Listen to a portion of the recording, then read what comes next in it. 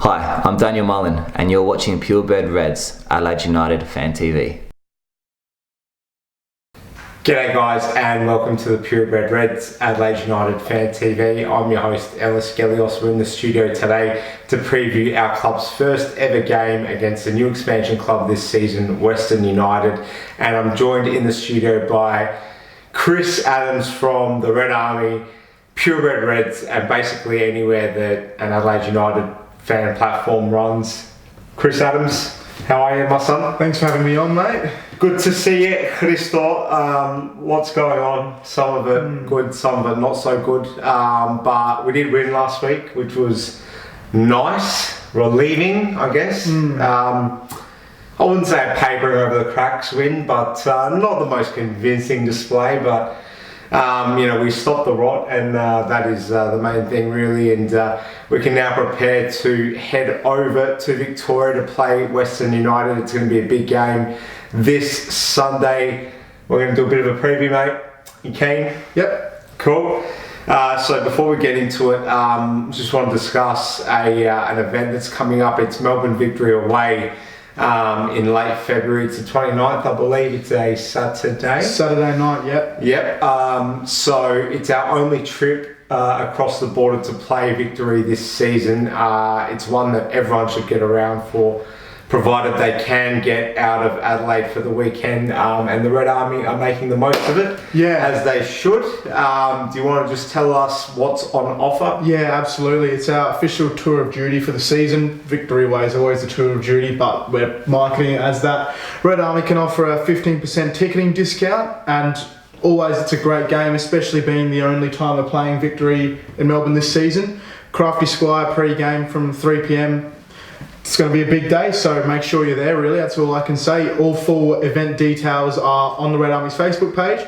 And if you're interested, we also have released our Tour of Duty t-shirt. It's actually quite nice. I rate the design myself. They look pretty cool. Yeah. Big rude not to buy. That's available for pre-order until next Wednesday. So yeah, cheers for that. Now, after you and I and a few others, after the game on Friday against Melbourne, well, lucky to avoid a bit of a dangerous scuffle with some Melbourne Victory fans. I almost want to say in the most responsible of ways that I'm pumped to get over there and hopefully cause some healthy havoc over in Melbourne. Look, it's the kind of game that we've always got to get up for. Last year when we went there, didn't quite work out. Not quite, no. Played very well, but I think we hit the crossbar twice. Before Melbourne eventually came away with the points. But look, we need to celebrate the fact that this is, a luxury for us supporters to be able to engage in the closest thing we have to a derby. It's a huge occasion, and it's only about a month away. So that's it, yeah. Let's get up for it. We're going to roll along. So, like previously mentioned, it's a 5:30 kickoff this Sunday afternoon, and believe it or not, it's not going to be in Geelong. It's actually being played at Whitten Oval in Footscray. And as always, you can catch the game live on Fox Sports and the KO app. Just on that ground, I did a bit of a Google. Looks a lot more intimate, boutique ground. Still, obviously a lot closer to the western metropolitan suburbs there in Melbourne. Sort of a first off, really, to see Western United so close to playing in Melbourne. Obviously they are in this position of being venueless. Surely, we've got to absorb the fact that it's going to be, close to a high marsh type scenario, and hopefully it bodes in our favour. Squad news. Troisi's in. Good. But what I don't like is that they've announced him as being in the extended squad, and whenever it gets announced as someone returning and they're in the extended squad, it usually means they get withdrawn on match day. So don't want to get our hopes up too much, but if it is the case that Troisi joins the match day squad, unfortunately it's bittersweet because Kristian Opseth, our main number 9 this season, is out with an abductor issue again. Chris, I'm starting to lose my patience. 16 rounds in.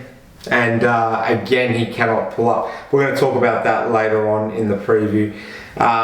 So getting into that preview, Opseth, like I just said, 16 rounds in now, and he hasn't been able to back up for, it feels like, even 3 or 4 games, since he arrived here all the way back in July.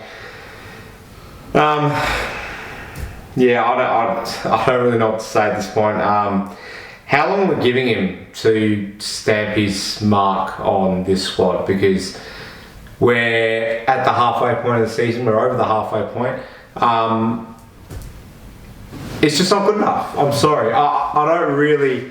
I have empathy for players, Chris, who have the occasional injury issue, but when you've been here since July and you have, he missed the majority of the FA Cup. He hasn't been able to back up in the A-League. He hasn't scored goals. He's got constant fitness issues.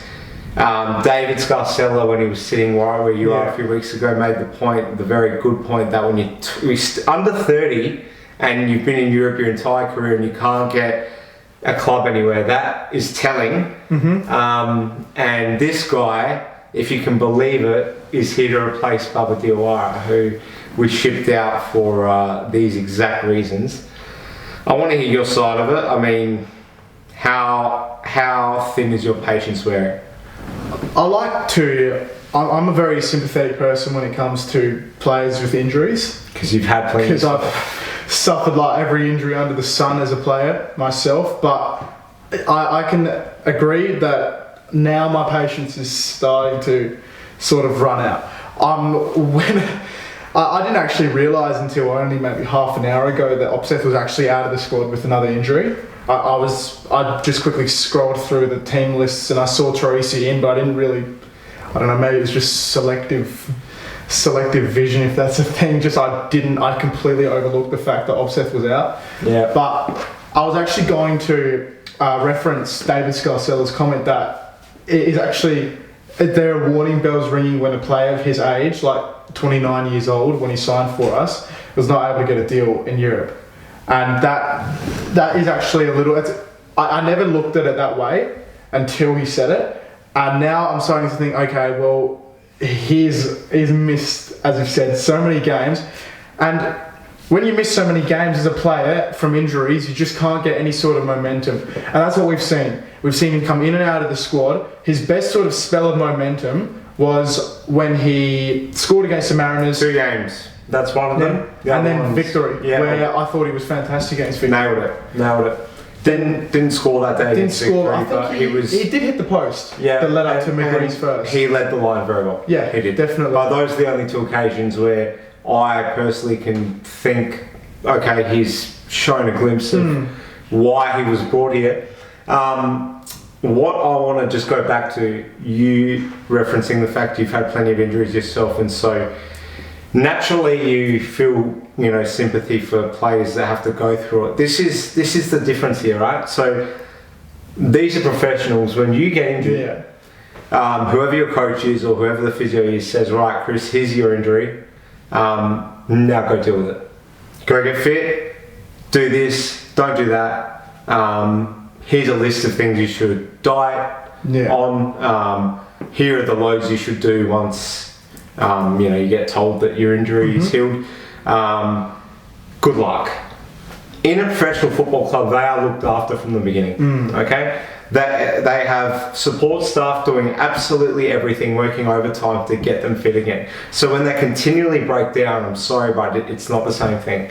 If you're at an amateur level or at a junior level, it's different. It's different because it's all being put on you. There's no one holding your hand throughout the entire thing. So I'm sorry, but for me, when players continually break down, I lose patience, because I just think, if you can't get fit from the minute you've been here, there's something wrong with you. If you're constantly breaking down, it's not good enough, and you've got to get on the park. And this is the A-League. It's hard to bring players in. It's very hard to restructure a squad when it hasn't worked out with a particular player. I really think now that with the restraints we have financially, he's letting us down. And Al Hassan Toure is very young. He's currently missing due to Oliver's duty, but he's very young, to shift all the expectation on him now, assuming Opseth is just going to continually go through these constant injury spells that he's been under. It's unfair, and I think he's letting us down. And if Bubba copped as much stick as he did, the same should be put on Opseth, I think. I think Bubba actually did better.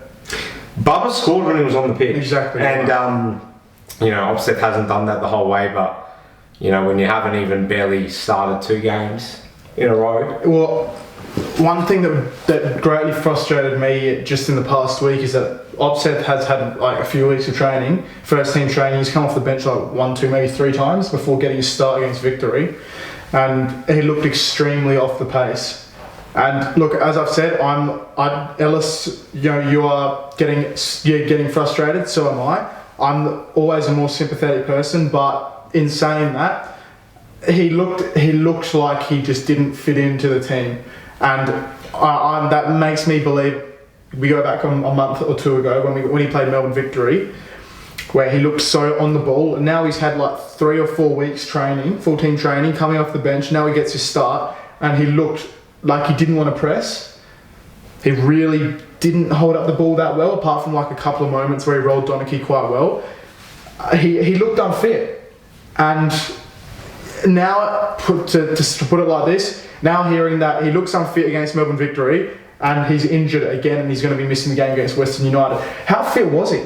Were we rushing him back? How ready to play was Kristian Opseth against Melbourne Victory, and then against Perth the week before, and Sydney the week before that? Was he ready?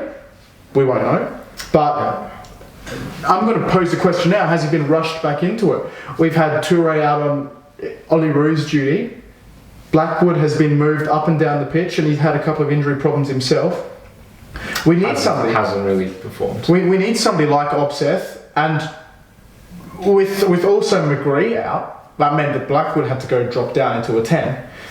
What have we rushed Opseth back into it, or as you said, is he just naturally breaking down? Maybe he shows it in training, and then he just breaks down in games. I don't know, but I think you're right in saying that there are warning bells, and I personally wouldn't say go to the point where he's let everybody down, but He's I can see your starting point. to look that way. I can see your point.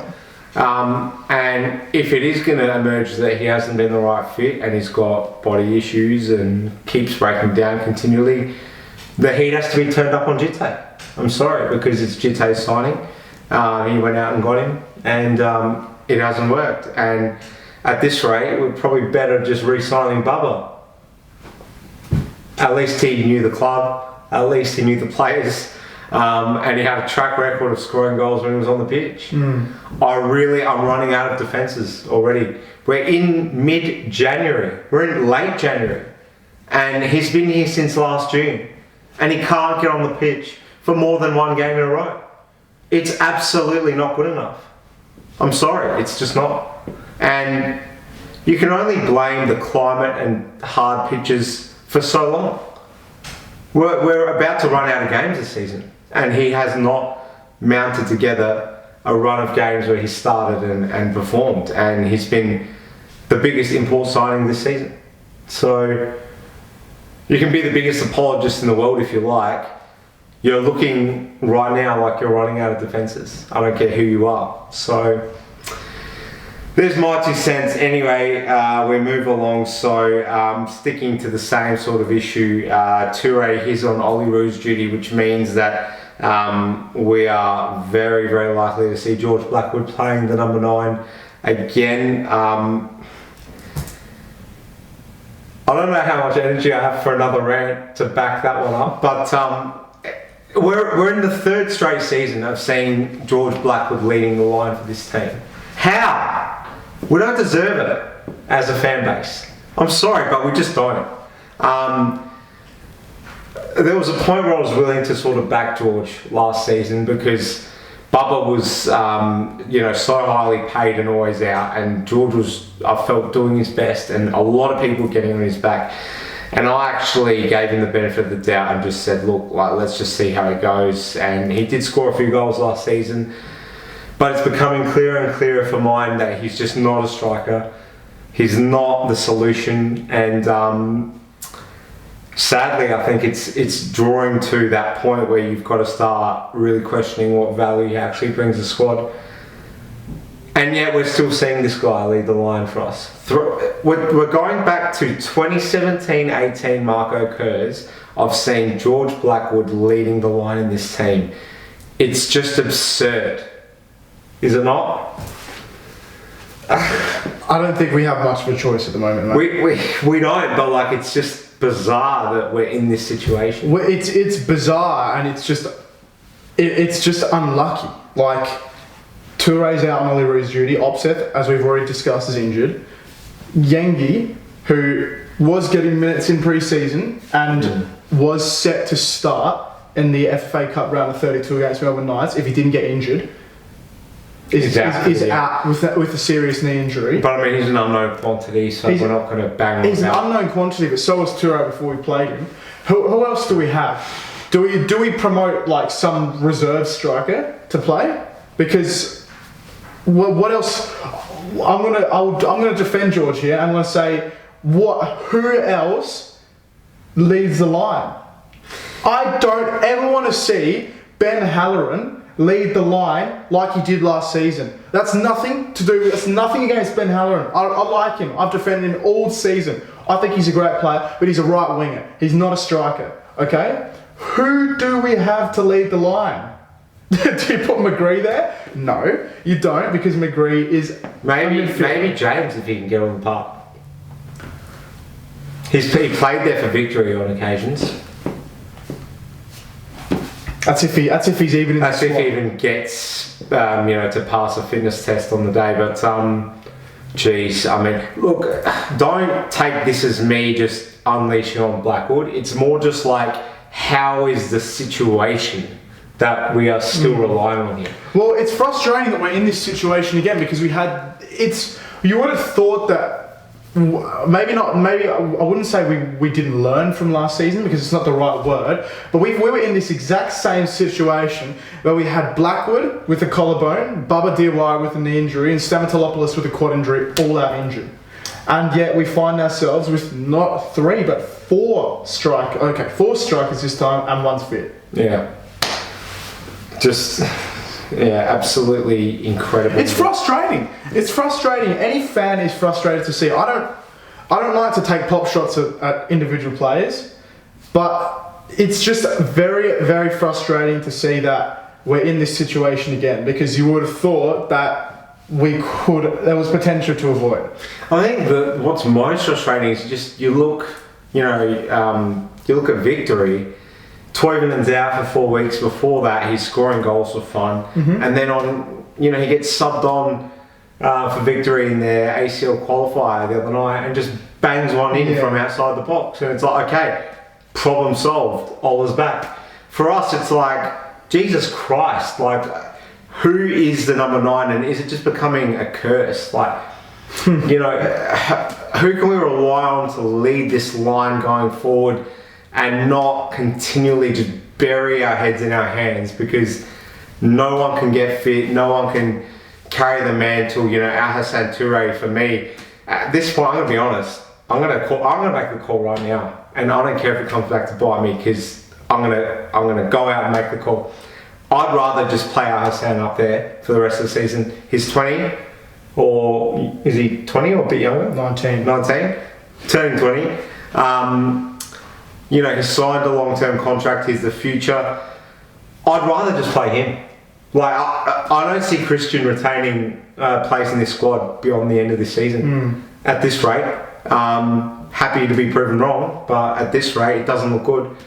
And I'd rather just invest all our playing stocks in young Al-Hassan Touré. So I think that's a fair call. I'd just like to say I don't quite agree with the Victory comparison, given that Ola Toivonen, in my opinion, is the best player in the league. Yeah. And I can't... But it's not just Victory. It's not just Victory. It is Lafonda and Sydney. But what about Perth? Do we have the money to sign players like that? Well, evidently not. We don't know who owns the club, so do we know? Maybe that's not the question I was asking. I'm just saying I find it unfair to compare players like Toivonen and Lafondra to like our stocks, because we clearly can't be dishing our money. No, but if the remit for Djite was go out, scout players in Europe and bring in someone on this budget, from what we can gather, he's probably one of the high paid players. Surely you can find someone better than a 29-year-old that can't back up one game after the next. It's ludicrousy. And I'm over it, personally. I'm absolutely over it. It's been over a decade since we've seen a fit, competent, goal-scoring striker lead the line for this club. Over a decade. I really have. I don't have the answers, mate. We're going to press along because things are getting tense. So Troisi announced yesterday that he's going to commit to the remainder of the season. Now, it's a bit mystifying, the announcement, because he didn't look entirely convincing and upbeat about his announcement. He sort of, threw in a few little Hints, ifs and buts, kind of, vibes, and it wasn't overly reassuring that he's happy to be around. So, is there something puzzling going on behind the scenes? What do you think? I've got no idea about what goes on. I don't think behind anyone the scenes, has mate. any idea about But anything. look, just from what we see, like officially, Troisi's like my favourite player in the squad. Yeah. His impact was as important as McGree. Yeah. In playing in that deep midfield role, and I do not want to see him go, but I agree with you that his words were perhaps a little bit mysterious, a little bit weird. Bit misleading, It was not convincing. It didn't look pure of heart. I was, as a fan and as a Troisi fan, I was happy regardless, because any indication that he'll stay till at least the end of the season is what I was looking for. But I don't know. I don't know James, mate. So I guess when we brought him in at the beginning of the year, we probably didn't expect he'd be here for more than 12 months. So we kind of just have to be happy. He's on a 2-year deal, so I actually expect him to stay. But what do contract lengths Adelaide United ever mean? Well, look, we've seen players that have good. You look for all money that Goodwin was going to leave halfway through last season, and he didn't. Yeah, but then he did, and he was on 3 years. He did at the end of the season, but look, and he was on 3 years. I just want him to stay. I just want James to stay till the end of the season, because he's highlighted his importance to the squad. And I rate him extremely highly as a player, as I've already mentioned. So, look, as long as he stays till the end of the year, that next season's a new thing. If he's going to go, just go at the start of the transfer window, so we can have time. So we can just get our shit together. So we can just have time to find a replacement for him. But I don't want him to go, because I really rate the signing. That's all. Of course, and it's hard to think we'll do better, because. He's SA born and he's got family here, and he's played a very important role in the Socceroos over the last 10 years too. So it's hard for us to see us as a fan base being able to look forward to signing someone bigger. As an Australian in that position. We're going to switch gears to Western United. So Western United, they've been getting points on the board, Chris, but dare I say flying under the radar despite the stardom in their squad. What's more significant is that there's murmurs about player unrest going on at the club. We've seen key veterans such as Scott McDonald and Ersan Gulam depart. Now, Scott McDonald wasn't getting a whole lot of game time, but Ersan Gulam definitely was.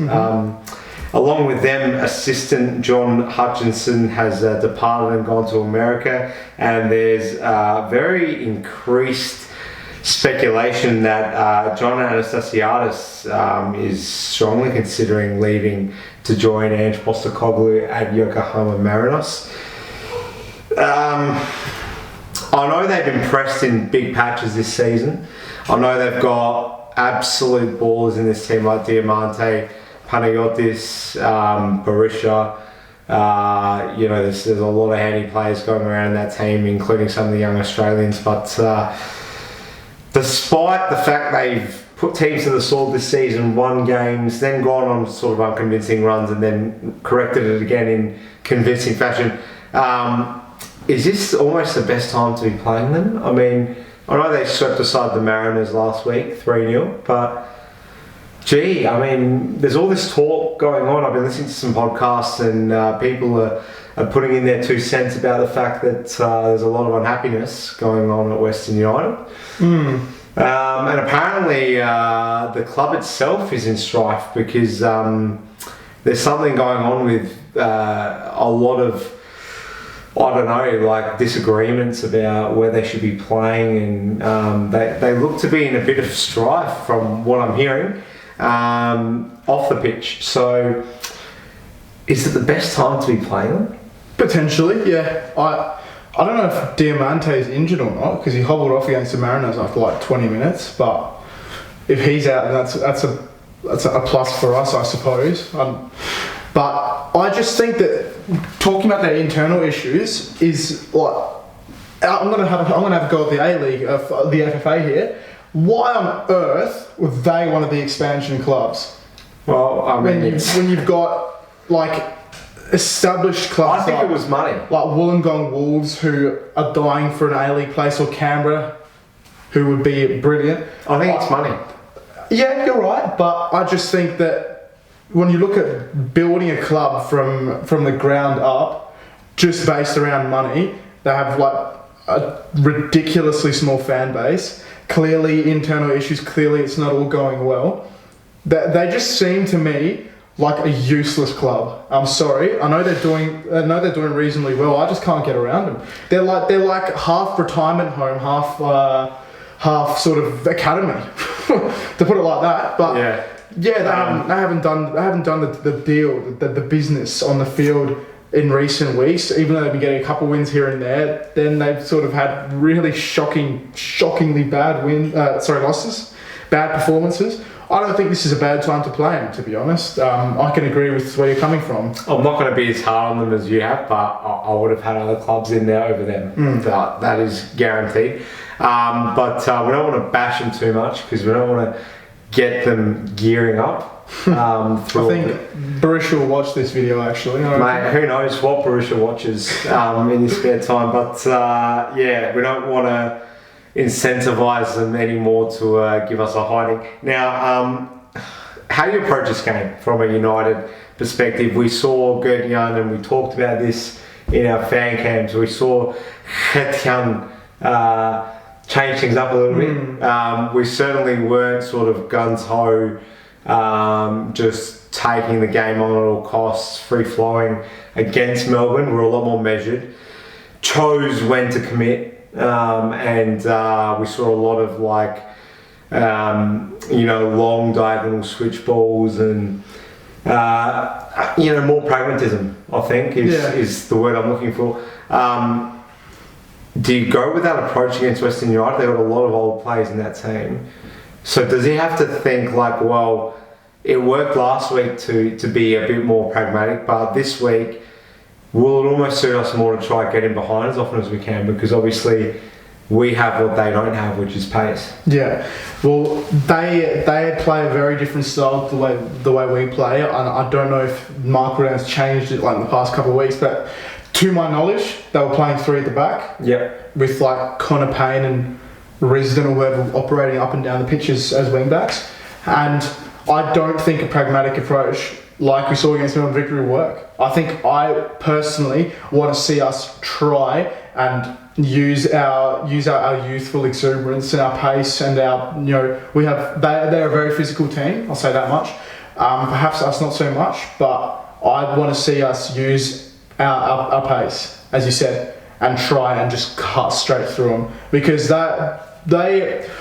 They've beaten Melbourne Victory twice this season. Yeah. So have we, but I didn't like the fashion in which we beat Melbourne Victory last week. We had it was a game of two halves, literally. Even though we managed to grind out like a 1-0 win, that second half against Victory was extremely excruciating to watch.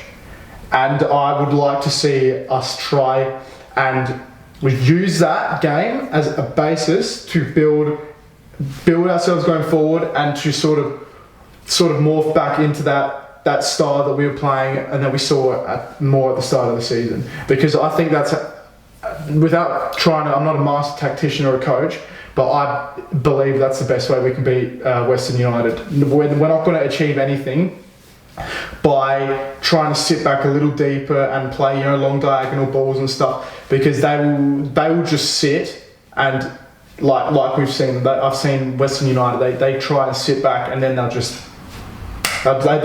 love to just break. And I think that we can just if we sit back a little bit like we did against Melbourne Victory, I don't think we're going to achieve anything. So I'd like to see us really try and take it to them. The danger is if we do try and get in behind as often as we can and just disregard our sort of defensive responsibilities. Rudin loves to get 2 quick goals and then just parks it beyond belief. Yeah. And I'm sorry, but I don't think there's enough quality in our team to break down a defensive line of 6. I really don't see us doing it. I think we'll struggle, massively.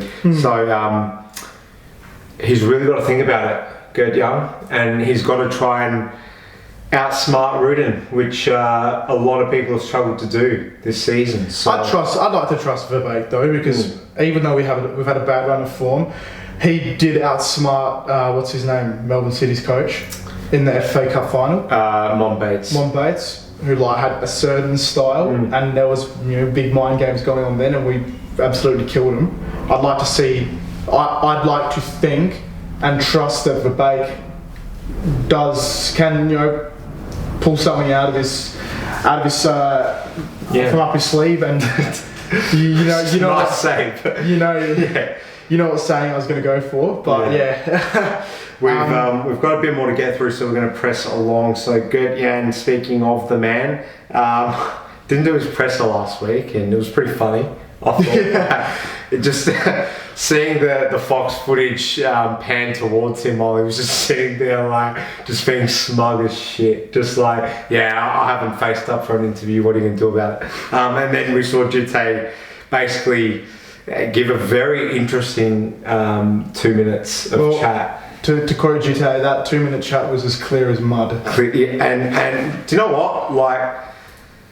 I think most people just found it comedic, but I have issues with what was said, and I think Bruce is trying to use his very good public speaking tools to actually communicate a little bit deeper with us and actually tell us that maybe it's not all fantastic and everyone should know about it, because he said some very interesting things in his presser. The most alarming for me was when he talked about, he was asked about how Gertjan went in so hard on Kiddo and what was done about it since. And Bruce said, I've spoken to the players and the feedback about the coach is a lot more positive now than it was at the start of the week. Yeah. Now, what does that mean? Does that mean that at the start of the week, half of the squad wanted to leave? That could mean anything. And the clear as mud comment is just extraordinary for me. And I think Bruce is subtly trying to put more across than what it actually came across as being. And anyway, maybe I'm reading too far into it, but that press conference concerned me. And I guess what I want to ask you is, knowing Verbeek is as brutal as he is, do we really see Bruce Djite show fronting this guy if it gets to the sort of point where Verbeek says, you know what, I'm not doing a press this week, what are you going to do about it? Because I don't, personally, I don't see it happening. I've got absolutely no idea.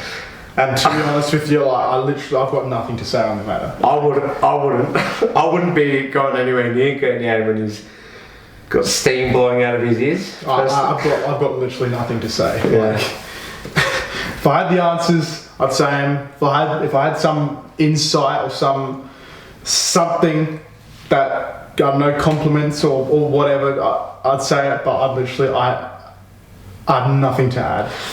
Sorry about that. Do you agree that like it's just the classic kind of thing that would happen only at our club? Like, I don't see any other club like having this kind of PR issue on the hand. I've never seen a coach not do a press conference ever. So I'm worried. We're going to press forward. So just on Djite, he announced yesterday he's looking to bring in at least one player throughout this window. A, do you think we should get our hopes up? And B, if it is going to be a returning ex-Red, who should the conversation be centred on? Give us some names. Look, I'd like to get my hopes up.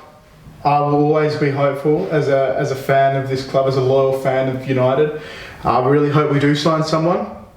And a lot of, as you've said, you know, there were ex-players. I'm not sure there haven't been any proper name drops, but Valentino Migliaccio suggested somebody like Tarek Elrich could be on the cards for a return. Burns? I think he's past it. Yeah.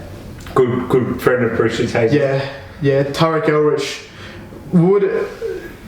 him signing, I don't think would make sense, to be honest. He's 30, 34 maybe, 33, 34. He's a Western Sydney boy.